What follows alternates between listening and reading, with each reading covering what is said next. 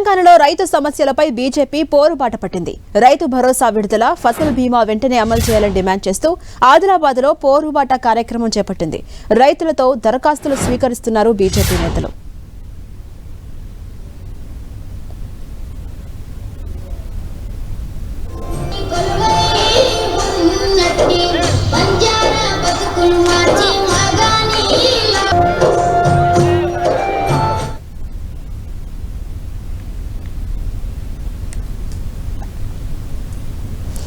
ఇక రాష్ట్రంలోని అన్నదాతల సమస్యలపై అసెంబ్లీలో పోరాటం చేస్తామంటున్న బీజేపీ ఎమ్మెల్యేలతో మా ప్రతినిధి Prem Sagar face to face ఇప్పుడు చూద్దాం.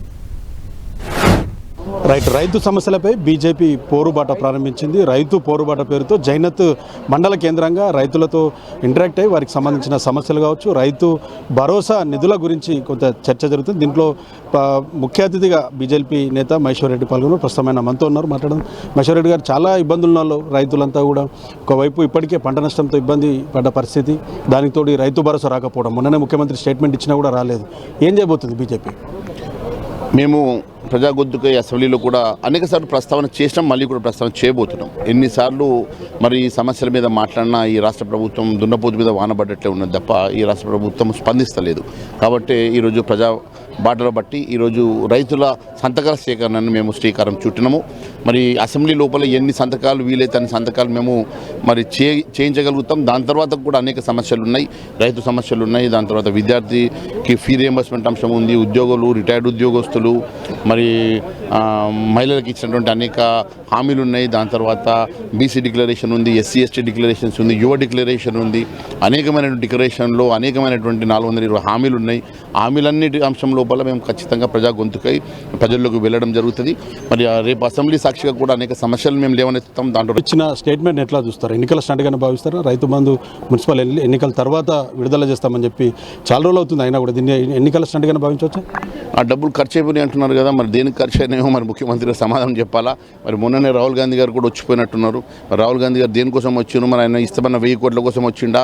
మరి ఆ 1000 కోట్ల రూపాయలు మరి ఇస్తామన్న సంగతి దాన్ని తెలుసుకొని మరి వెంటనే రేపు ఎన్నికల కోసం ఆ 1000 కోట్ల కోసం వచ్చిండా అనేది కూడా, మరి ఆ 9000 కోట్లు మరి గుత్తదారులకు ఇచ్చిండా, ఎవరికి ఇచ్చిండో కూడా తెలుసుకోవాల్సిన అవసరం ఉన్నది.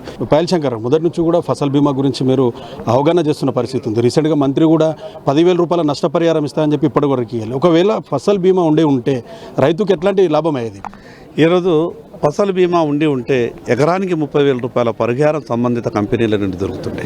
మేము మొదటి నుంచి కూడా చెప్తున్నాం, పంటల బీమా పథకాన్ని రాష్ట్రంలో అమలు చేయండి, రైతు భరోసాగా వ్యవసాయం చేయగలుగుతుంది. కానీ అవగాహన లేనటువంటి ప్రభుత్వ పెద్దలు ఫసల్ బీమాలో బడ్జెట్లో కేటాయింపులు చేసిన 3,000 కోట్ల రూపాయలు 3 రూపాయలు కూడా ఖర్చు చేయలేదు. దాని కారణంగా ఈరోజు రైతులు ఇబ్బంది పడుతూ ఉన్నారు. అందరికీ అన్నం పెట్టే రైతు ఈ రకంగా బాధపడుతూ ఉంటే అసలు ఈ ప్రభుత్వానికి ఎట్లా మనసొప్పుతున్నదో అర్థమవుతలేదు. ఈ సందర్భంగా ప్రభుత్వాన్ని డిమాండ్ చేస్తూ ఉన్నాం, ఈ ఉద్యమం ఉధృతం కాకముందే రైతు మేల్కొని రైతు బంధు నిధులు విడుదల చేయాలి, రుణమాఫీ కాని రైతులకు రుణమాఫీ చేయాలి, అదేవిధంగా రాష్ట్రంలో పంటల బీమా పథకం అమలు చేయాలని ప్రభుత్వాన్ని డిమాండ్ చేస్తాం. వేరే ఇది పరిస్థితి, రైతు సంబంధించిన సమస్యల్ని ఉద్యమంలో ముందుకు తీసుకెళ్తామని చెప్పే పరిస్థితి కనపడుతుంది. చందుతో ప్రేమ్ సాగర్, 10 టీవీ, ఆదిలాబాద్ జిల్లా నుంచి.